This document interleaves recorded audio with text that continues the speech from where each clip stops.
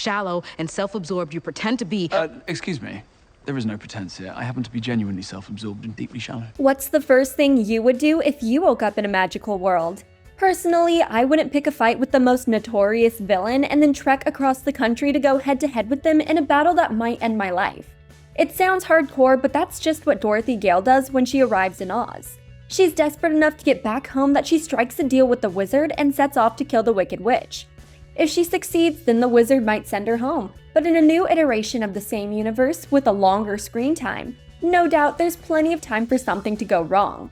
Today's video will cover those possibilities and how her adventure might get off track. Next, I'm going to transform this simple frock/coat, this simple throat, boop, into a magnificent ball gown. Number 1. Dorothy realizes she's being used. I know Elphaba figured it out the moment she used a spell from the Grimoire, but the wizard reeks of a classic conman act. He doesn't show any magical power, he seems obsessed with his own image, and anything cool he does requires mechanical controls to operate.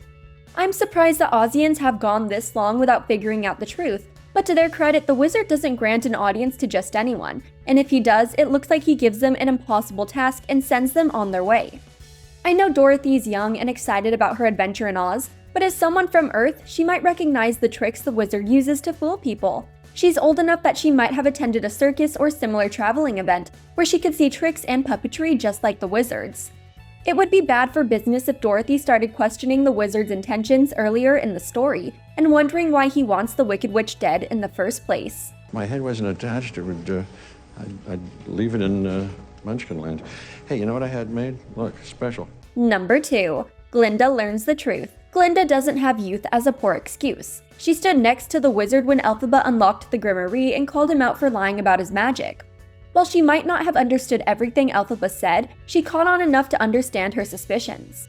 If she hadn't, then I'm not sure she would have helped Elphaba escape with Oz's most important artifact while tearfully saying goodbye. She doesn't know magic like Elphaba, but she knows the wizard's trying to misuse it all the same.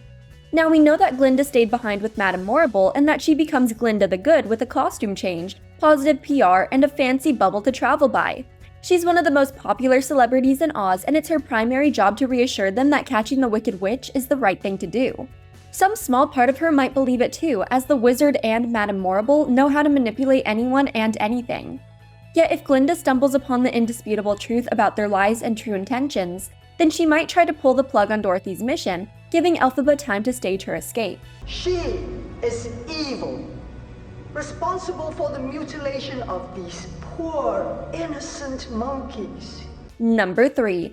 Elphaba spares Dorothy. In the original Wizard of Oz, the Wicked Witch doesn't back down from a fight and does everything she can think of to apprehend Dorothy as soon as possible. She only wanted her slippers, but as each attempt slipped further and further away, the witch became angry enough to attack. In one instance, she throws fire, and in another, she uses flowers to knock everyone unconscious. Our Elphaba might try to do the same things, but her actions might come from a place of self-defense. We've spent an entire movie with her, and we know that she's level-headed and not quick to start a fight if it's unnecessary. That might go out the window if she hears someone is trudging their way toward her hideout to deliver the killing blow. The entire tail end of Wicked for Good could be about Dorothy and Elphaba going head-to-head, leading to this massive fight, only for Elphaba to spare Dorothy in the end. Let's be real, Elphaba knows that Dorothy's no real threat, so she could let her go. Let her believe she's getting ready and then prepare the fake death with the water bucket trick. Many years I have waited for a gift like yours to appear. Number 4. Dorothy's friends defy the wizard. If you're familiar with Dorothy, then you must know the trio who accompany her across Oz. There's the Scarecrow who wants to ask the wizard for a brain, the Tin Man who wants a heart, and the Cowardly Lion who wants to be brave. Everyone has their thing they're fighting so hard for, and I wouldn't be surprised if Dorothy's new friends went off script to satisfy their own needs. Some of their requests are actually more dire than others, considering that the Scarecrow and Tin Man used to be humans. That's right, if you didn't know, they're actually Fiero and Bok. Events during Wicked for Good will lead to Elphaba using the Grimoire, and each of them will undergo a life-altering transformation. Elphaba had good reason for casting her spells, but doing so turned her former friends against her, at least in the beginning. If the movie chooses to take some creative liberties, then Elphaba's former friends might come together to defend her against the wizard. The Cowardly Lion also has a reason for turning, as the wizard is the one behind the missing animals. In fact, his new rules and lesson plans are the reason the Cowardly Lion showed up in Elphaba's history class years prior, caged and afraid. After she and Fiyero rescued him, I don't expect the Cowardly Lion to be much trouble for our favorite witch. Dorothy, meanwhile, might have a hard time getting past a group of people to get a clear shot at the Wicked Witch. Why is it you're always causing some sort of commotion?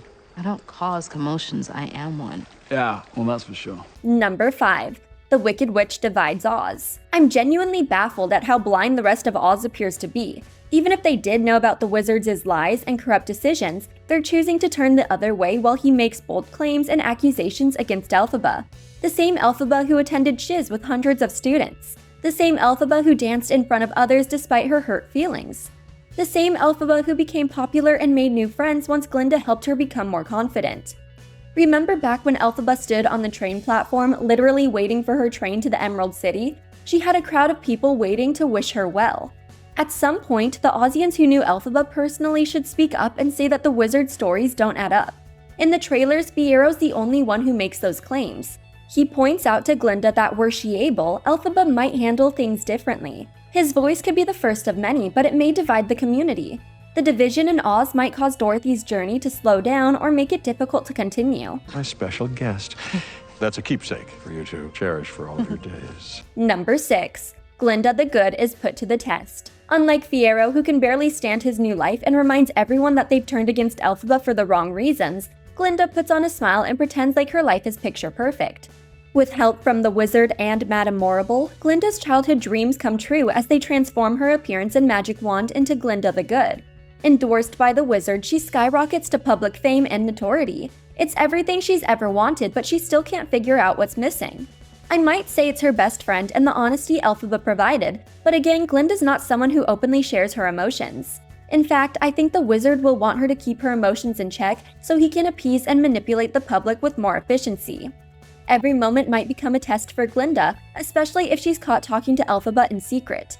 If the wizard has eyes on Glinda at all times, it will be hard for her to reach Dorothy if Dorothy calls for help. Dorothy and her friends don't have much to defend themselves with, unless you count Toto, so they really need Glinda in their corner for when Elphaba or the flying monkeys confront them. That's the ancient book of wisdom, thaumaturgy, and enchantments. I'm a massive fan of The Wizard of Oz and Wicked, so watching the two narratives come together in such a beautiful and heart-aching way is my favorite part of the movie adaptation. I'll be sad once Wicked for Good premieres in theaters and we finally get to see all of the team's fantastic choices, but I think they'll remain faithful to the source material enough that Dorothy will make it home once her adventures are done. I have to admit though, she has tons of obstacles still in the way and luck doesn't seem to be on her side. What other struggles do you expect Dorothy to face in Oz? Let us know in the comments. He said he was too shy to ask me at first, but then Glinda emboldened him. Wait, Glinda? Don't. Thanks for watching. If you enjoyed this video, hit that like button, subscribe to our channel, and turn on notifications to stay updated on our uploads. That was it. And it's perfect. Sweet Oz. Am I not the most scandalocious little fish in the sea?